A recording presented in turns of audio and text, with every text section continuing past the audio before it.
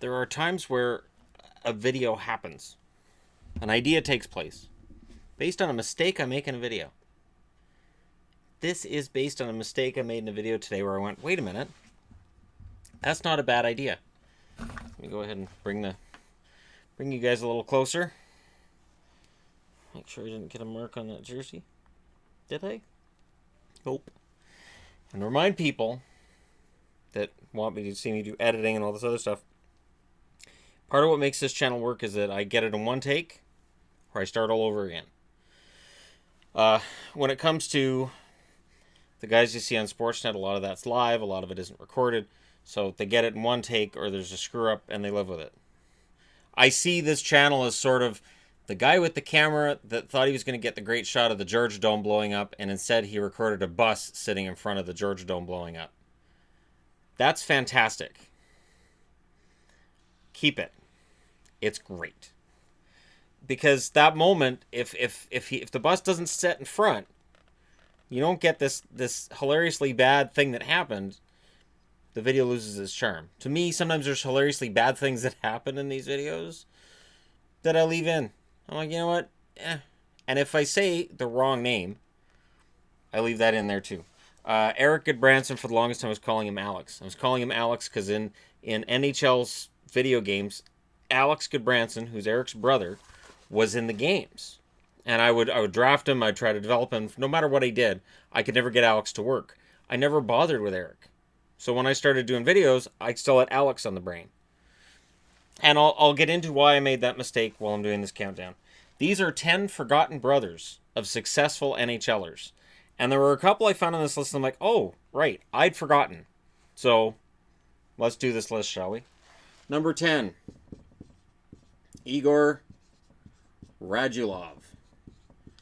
So if you're a Dallas Stars fan, Igor Radulov was drafted by the Chicago Blackhawks, played a few dozen NHL games, and then went home. Never to be seen again in the NHL. Now, Igor Radulov was a first or second round draft pick, I think, the Chicago Blackhawks. Well, they were in this Russian movement that ultimately cost that whole regime their jobs. They tried just European, and it didn't work. So when you talk about how great the Blackhawks have been, and with Kane and Taves, Radulov being a top pick for the Hawks was part of the reason why they had to go out and just rebuild. Number 9. This was one of the ones I looked at and I said, oh, right, I forgot. All right, I almost forgot the R. Marco Kiprasov, the brother of Mika Kiprasov of the Calgary Flames. Marco was drafted by, I believe they said Montreal. I forgot that Marco was his brother. Marco played, I believe they said 50 NHL games. Forgettable. Again, ended up going home to the European leagues. These guys aren't going to all just be failures or, oh, they're terrible. Some cases they came over, tried out the NHL game, and just went home. They didn't like the NHL game. They didn't want to slag through the minors. They figured they could get more money in the European leagues, and they probably were right. Number 8. This is the reason for the video, and I'm going by their careers. So Igor Radulov's at 10 because it's a known name. As we go up this list, they're going to be either more obscure or less successful. So 8, Steve Correa, Paul's brother. Steve Correa had an excellent rookie season for the Canucks. He had 45 or 47 games that year, 19 points, I think, 8 goals. And he was fast. Steve Correa was a very small player, but he was fast. And it was that speed that Canuck fans fell in love with. And we love Steve Correa, we did. But following that rookie season, he was never a regular in the NHL. He just fell off the mark that second season, and then it just fell further back. And he ended up toiling a little bit in the minors. And he's kind of forgotten now, which is too bad, because Steve Correa was exciting for that 1 year. He was fun to watch. I mean, he didn't score a lot, but he was fun to watch. He was fast. And I always sort of hoped in the back of my head that he'd play with his brother Paul before their careers were over. I always thought, man, they'd be fun to see play together. Small, but fun. Number 7. And this is more because, A, I don't know if people realize this is his brother, and B, Joel Lundqvist played, I believe it was 3 years for Dallas. And it's easy to look at Swedish names and say to yourself, well, a lot of them share the same names. And it sounds funny, but it's true. You know, if you see Anderson, Nilsson, any other ends with son, ends in sen, I don't even bother to look and see if they're a brother to somebody else, because there are a lot of very common names in Sweden. So Lundqvist, I could understand if people would look at that and say, "Oh, I didn't know that was Henrik's brother." Last I saw, he was still playing. I didn't actually look him up, but last I saw, but that was a while ago. I know he was still playing in European leagues. Very good player in Sweden. Didn't have tremendous success in the NHL. Maybe forgotten as being King Henrik's brother. Number 6. I had forgotten this one. I had forgotten Alain Lemieux until I looked him up. That is Mario Lemieux's older brother. There was a point where Mario Lemieux got injured. Alain Lemieux was called up as his replacement. They offered him number 33 because his brother was 66. He only played that one game in Pittsburgh. He played for numerous teams throughout his career, but he is forgotten as being Mario's brother. And I had considered Jocelyn Lemieux on this countdown as well because he was Claude's brother. But Jocelyn Lemieux had enough success and enough sandpaper that I think enough people would remember him that I didn't put him on the charts. And Claude Lemieux isn't exactly...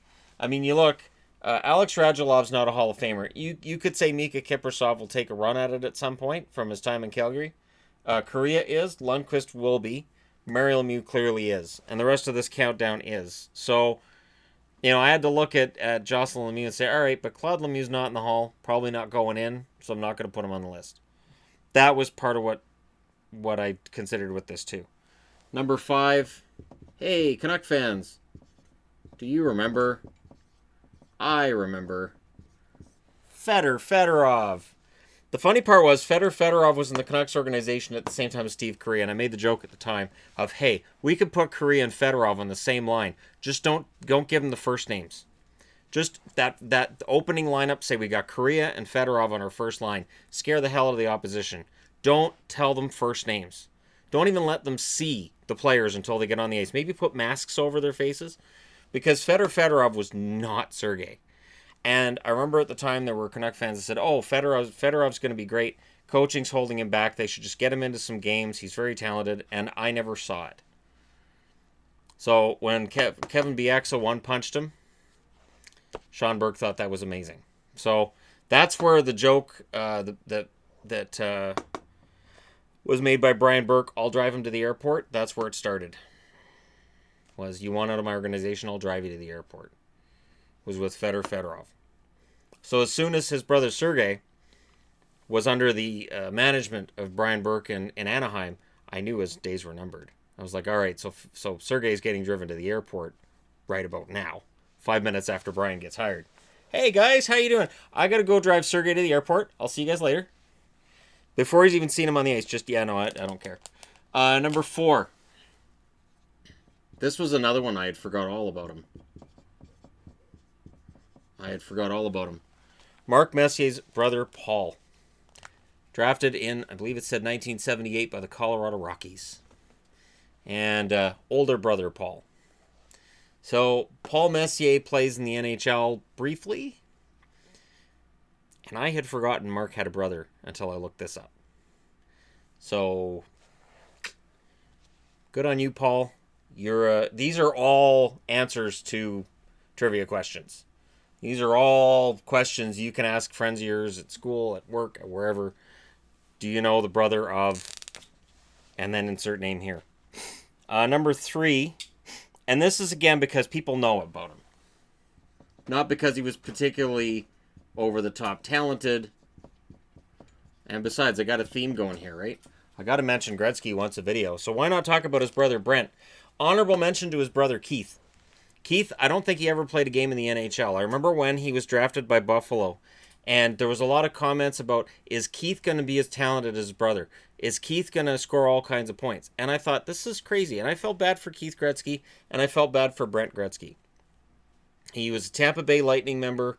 He scored a goal and 4 points in his entire career, which means that him and his brother Wayne are, to this day, the highest scoring brother duo in NHL history. There's another trivia answer for you. highest scoring duo in NHL history in terms of siblings, Wayne Gretzky and Brent Gretzky. Yeah, that one gets a lot of people. I know it does, because it's a trivia question on a lot of different NHL trivia sites and books, and anything I look at that's NHL trivia related, I see them a lot. So Brent Gretzky, there you go, number 3. Number 2, and this is another one I had forgotten all about this one. Patrick Roy had a brother Stefan that played in the NHL. Who knew? Handful of games. There's your trivia answer. Name Patrick Roy's brother that played in the NHL. Odds are people are going to say Derek. Odds are people are going to say Derek Roy. Well, yeah, it was his brother, right? They might throw another Roy out there. There are other Roys that have played in the NHL. Other Roys that have played in the NHL. It's Roy if it's anywhere but Quebec. It's Roy if it's in Quebec. So there's number 2. And again, this is a list made up of guys that I hadn't even realized until somebody mentioned that I had said Steve Correa instead of Paul Correa, and I went, yeah, that's an interesting idea. The most obscure brothers who've played. Like, you've got this really famous brother and this other one that's really obscure. Honorable mentions before I get to number 1. Gilbert Dion, who of course was Marcel Dion's much younger brother, who ironically, and the reason Dion's not on this list, Gilbert Dion won a Stanley Cup. Marcel Dion never did. So Gilbert does have that on his older brother. Scott Thornton, who's Joe Thornton's brother, long out of the NHL now, and not very many, I would think, other than fans of teams that they've played for. I don't think that's general knowledge that that's his brother. It had listed Chris Bourque as Ray's brother, and yet I'm pretty sure Chris Bourque is Ray's son or nephew, because then I looked at another page which showed Chris Bourque and Ryan Bourque as brothers, and yet I'm pretty sure Ryan Bourque was Ray Bourque's son. Any clarifications welcome. I just didn't have the patience to look any further than that. I'm like, all right, it's conflicting information. Who cares? And Rocky Trottier. Rocky Trottier played some games in the NHL, but he was never quite up to Brian Trottier level. Not really quite there. So those are your honorable mentions. And number 1, his first name's Jamie. His last name is Linden.